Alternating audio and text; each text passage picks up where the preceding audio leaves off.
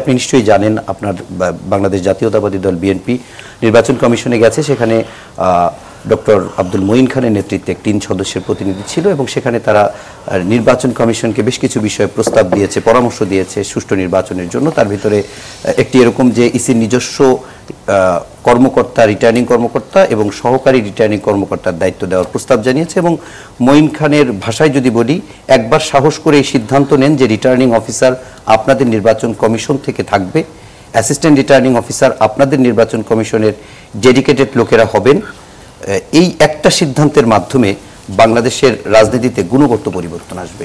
আমার প্রশ্ন হচ্ছে যে এমন প্রস্তাব কি বাস্তবায়নযোগ্য? ইসির কি সেই সক্ষমতা আছে যে তার নিজস্ব লোক দিয়ে এই ডিসি প্যারালাল এরকম পদমর্যাদার, আমরা সাধারণত জানি যে উপসচিব পদমর্যাদায় হচ্ছে ডিসিরা থাকেন, সেই পদমর্যাদায় মানে নির্বাচন কমিশন কি তার লোকবল দিয়ে এটি করতে পারবে?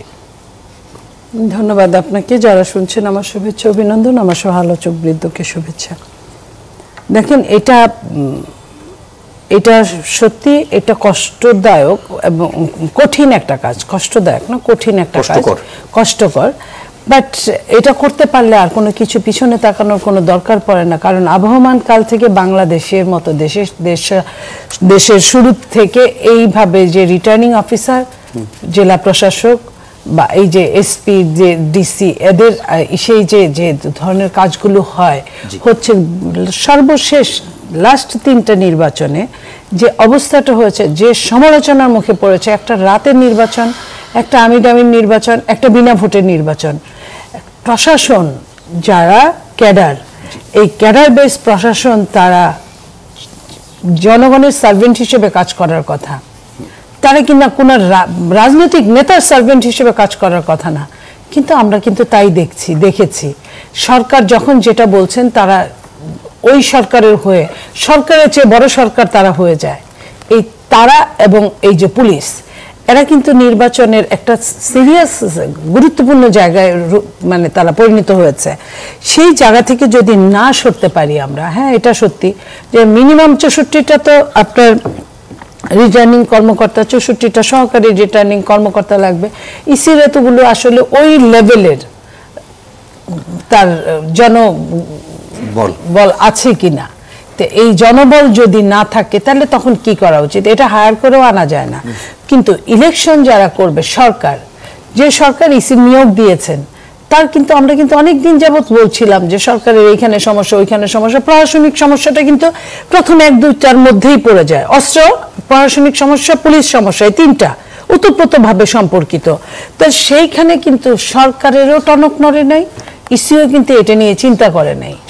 এই রিলেটেডই আপনাকে আমি আরো একটু মানে মঈন খানের বক্তব্যটা একেবারে স্পষ্ট ছিল 4টা ভাগে, আমি একটু পরে আসবো। তার আগে আপনাকে অন্য আরেকটা প্রশ্ন করি, যেহেতু যদি এই ইসির যা জনবল আছে তা দিয়ে যদি আমরা রিটার্নিং কর্মকর্তা, তারপরে সহকারী রিটার্নিং কর্মকর্তা, এগুলো যদি না সম্ভব হয়, সেক্ষেত্রে জামাতের একটা বিকল্প প্রস্তাব আছে। আজকে নির্বাচন কমিশনে তারা বলেছে যে ডিসিএসপি, আরো ফানি একটা গেম, লটারির মাধ্যমে। আপনি বলেন রাষ্ট্র কি লটারির জায়গা? আপনার লটারি কখন করে? এখানে আমরা 3 জন একসাথে আপনার এখানে টকশো করতে আসছি।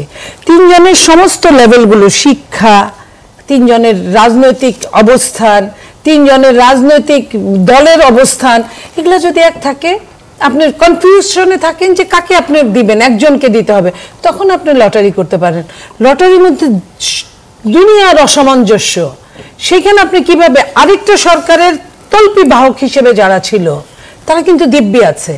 এই যে 10 লাখ 10.5 লাখ যে কর্মচারী নিয়োগ দিয়েছে আওয়ামী লীগের শাসন আমলে, এদের মধ্যে থেকেই কিন্তু এই অবস্থাটা। এবং যাদেরকে আপনার এই যে রিটার্নিং কর্মকর্তা, সহ রিটার্নিং কর্মকর্তা করেছে, কিংবা প্রিজাইডিং অফিসার এইরা যে করেছে, তাদের কিন্তু ওই সরকার, এই পতিত ফ্যাসিস্টরা 2-3 বছর আগে থেকে তাদের পরিবার, তার শ্বশুরবাড়ির পরিবার, তার 14 জেনারেশন কে কোন দল করত, ওইভাবে তাদেরকে নিয়োগ করেছে। আমার যদি ভুল না হয়, উনি তখন বিবিসিতে কাজ করেন, আমার চেয়ে কোনো অংশ কম জানেন না, বরং বেশি জানেন। তো সেই জায়গায় আপনি এই মানুষগুলোকে এত ছেবে তারা তুলে নিয়ে আসছে। এই মানুষগুলোই কিন্তু এখনো ডিসি হচ্ছে, এই মানুষগুলোই কিন্তু এখন এসপি হচ্ছে, এই মানুষগুলোই কিন্তু এখনো আপনার প্রিজাইডিং অফিসারের জন্য রেডি থাকছে। কলেজের প্রিন্সিপাল বা যেখানে যাদেরকে নিয়ে আসা হয়, তাহলে আপনি কিভাবে এটা? আমি আপনার সাথে একমত। এখন আমার কথা হচ্ছে যে এটা কি খুব বেশি ডিফারেন্স হবে? যে ধরেন আমি ধরে নিলাম আপনার ভাষ্য মতে যে একজন ফ্যাসিস্টের দোষর, সে এখন ডিসি হলো রাঙামাটি, এখন তাকে কি ময়মনসিংহে ডিসি করলে খুব বেশি পরিবর্তন হবে কিনা? ময়মনসিংহের সমস্যাটা একই হবে, এবং তাদের কিন্তু একটা চেইন আছে, আমাদের রাজনৈতিক দলের চেইন নাই, কিন্তু তাদের চেইন আছে। তারা কি করে? ফাইল ওয়ার্ক করে, ফাইলে নাম লিখে দিয়ে যায় যে আকবর নামে যে লোকটা অমুক দল করে সে কিন্তু লোক ভালো না, মনি নামে যে মহিলাটা আছে তাকে কিন্তু ওরা বাকি দুইজন কোনো সুযোগ দিবে না। তো এই জিনিসটা আপনি যে পরে যেদিনই জয়েন করেন না কেন, আপনি আগে ওই ফাইলটা খুলে দেখবেন, ওই ফাইল হিসেবেই আপনি কাজ করবেন, এবং উনি যেখান থেকে আসছে ওইখানে যদি আপনি যায় থাকেন, আপনি আবার উনার মতো করেই কাজ করবেন। তাদের যেহেতু মূল ক্যাপ্টেনটা কোন সচিব, তো মূল ক্যাপ্টেনটা যদি আপনার ওই সচিব হয় যে ক্যাবিনেট সেক্রেটারি, অথবা আপনার যিনি বদলি করেন সেই সেক্রেটারি, হ্যাঁ, সংস্থাপন, তাহলে তো কথাই নাই, তার হুকুমে আঙ্গুলি হেলনে কিন্তু সবকিছু হবে।